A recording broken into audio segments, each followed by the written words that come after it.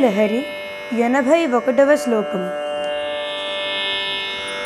గురుత్వం విస్తారం క్షితిధరపతి పార్వతి నిజ నితంబాదాచిద్య వైహరణ రూపేణ నిధదే అతస్తే విస్తీర్ణో గురురయమశేషాం వసుమతీం నితంబ ప్రాగ్భారః స్థగయతి లఘుత్వం నయతి చ.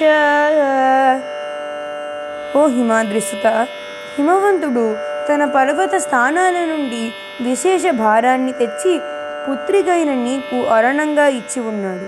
అందుకే కాబోలు భవదీయత తనితంబ భారం మరింత ముందుకు వంగి భూప్రదేశాన్ని ఆచ్ఛాదితం చేస్తున్నది. అది లఘుత్వాన్ని పొందుతున్నది. గురుత్వం విస్తారం క్షితిధరపతి పార్వతి నిజ నితంబాదాచిత్య త్వయి హరణ రూపేణ నిధదే అతస్తే విస్తీర్ణో గురురయమశేషం వసుమతీం నితంబ ప్రాగ్భారః స్థగయతి లఘుత్వం నయతి చ. సౌందర్యలహరిలో 81వ శ్లోకాన్ని బ్రహ్మముహూర్త కాలంలో 1000 సార్లు జపించి తేనె బెల్లం పాకం నైవేద్యంగా పెట్టాలన్నమాట. అంటే బెల్లం కాదు, బెల్లం పాకం నైవేద్యంగా పెట్టాలి.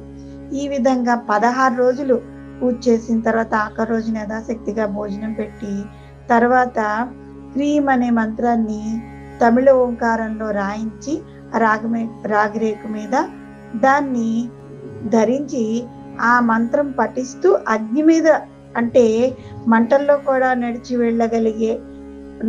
వెళితే కాలకుండా ఉండే అంతటి శక్తి వాళ్ళకి లభిస్తుంది. ఆ విధంగా ఈ శ్లోకాన్ని అన్ని రోజులు చదవడం ద్వారా వాళ్ళు మంటల్లో నడిచినా సరే వాళ్ళకి ఏమీ అవ్వదన్నమాట. శ్రీమాత్రే నమః.